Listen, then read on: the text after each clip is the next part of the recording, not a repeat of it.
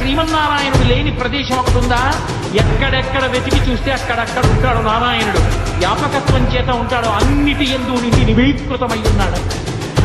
ఓహో అలాగా, అయితే ఈ స్తంభంలో ఉంటాడా అన్నాడు.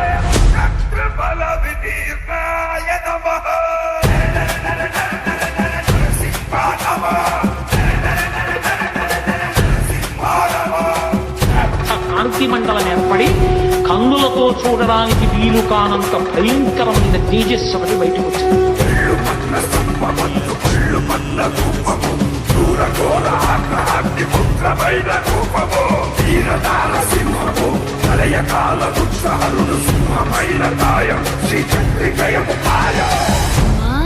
మన నోటి వెంట కేవలం హరినామం మాత్రమే రావాలి. నిండు మనసున ఆయన శరణాగతిని కోరా, ఆ నామం మాత్రమే అందరికీ ముక్తినిస్తుంది.